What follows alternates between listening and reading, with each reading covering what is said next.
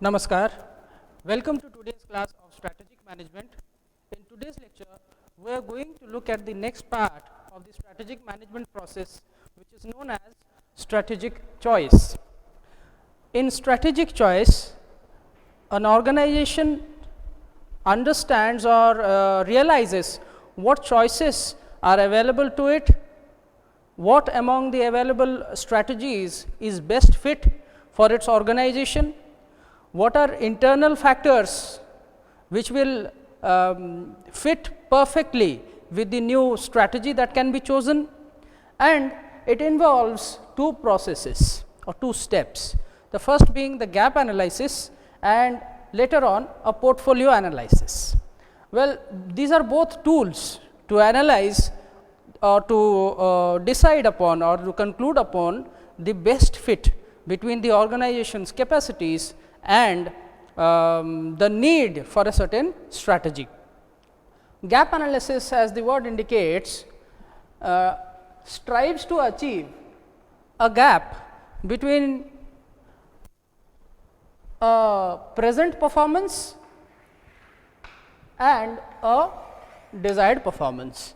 The gap analysis is in the form of a graph, a very simple graph, wherein a graph is plotted between performance. Here, for example, we have considered sales. It could be any other factor upon which the organization wishes to evaluate itself. It could be employee satisfaction, it could be its stock prices, it could be its goodwill, it can include any other factor upon which it wishes to judge its own performance. For convenience sakes, we have taken sales. Now, this line indicates the firm's present performance. So, at this point of time T1, we wish to sit down and review the current performance of our organization, and we want to decide whether our present performance is satisfactory or not. If it is satisfactory, if we do not wish to change anything right now, which never happens, we will continue in the same path. This normally does not happen. Every organization wishes to improve its performance, to be in a better state in future from where it is right now. So, that is why at the present, at time T1, normally organizations take decisions, a decision which will change their direction from a present performance to a level of a desired performance. Now, this desired performance, the gap between the desired performance and the present performance or the level of present performance, this gap, if it is very large, then the organization must decide that we have to grow. We have to grow fast, because if at our current levels we keep growing and there is a possibility of a desired performance being much higher, then we are going to lose out on a major opportunity to grow, to expand our business, to encash the market opportunities. So, in that case, the organization might pursue a rather aggressive growth strategy.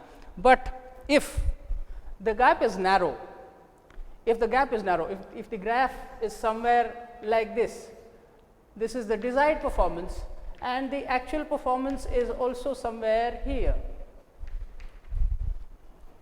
In that case, the organization might like to adopt a stability strategy, given that the surrounding or the environment, business environment is stable. If it is relatively stable and the gap between the desired and actual performance isn't very huge, then the organization might decide that we do not need a very fast growing or an aggressive growth strategy. We must go on with our current levels of performance, because the environment isn't changing very fast, there is not much competition in the environment, and we can afford to grow at a slow pace. So, this might warrant a stability strategy. In case the gap is large and the cause of this large gap is because of certain past good performance or an expectation that the future is not going to be great, in that case the organization might like to retrench, because the organization has understood that in the past we have been much better, and this gap in the future is due to certain changes in the, or is going to be because of the certain changes which might manifest in the business environment in near future. So, maybe these factors are beyond the control of the organization. So, instead of achieving or pursuing a very aggressive growth strategy, the organization might decide that no, the past performance, our heydays are behind us, and we cannot invest as much money right now for an uncertain future, particularly one that looks bleak, not very bright. So, in that case the organization might not wish to invest as much in the future. So, in that case the organization will like to retrench. It might like to get out of certain businesses, worst case it might even liquidate. So, gap analysis basically gives the answer of which kind of strategy the organization might choose from a set of available strategies. So, the organization, if it wishes to grow aggressively, then there are a set of strategies, as we have seen in the last class, in the last video. Then there are a set of strategies which can be pursued in growth. It can be an integration strategy, it can be diversification, it can be the horizontal integration, that is partnering with other firms, or strategic alliances or joint ventures. So, if the gap is large due to bad performance in the future, or expected instability in future and exceptionally good performance in the past, then the organization might wish to choose a retrenchment strategy. In that case the organization might choose a liquidation, divestment, or a turnaround strategy.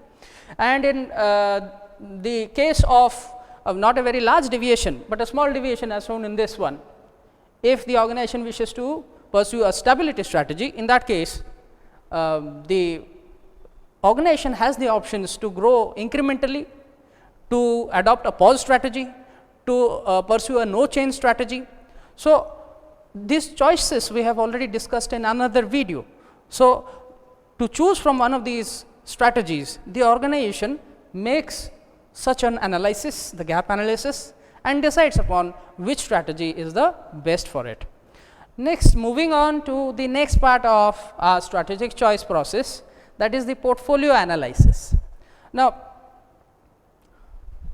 gap analysis will give us an idea of overall grand strategies to pursue, but there are other factors like internal organizational strengths and weaknesses, or other environmental characteristics which might have been overseen in the gap analysis. Maybe we have overlooked in the gap analysis certain environmental factors or certain internal factors which normally do not appear very obvious.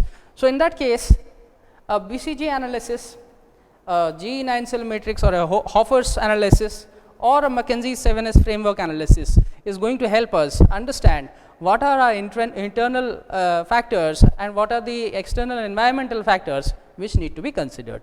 So, portfolio, basically the word portfolio means a group of files.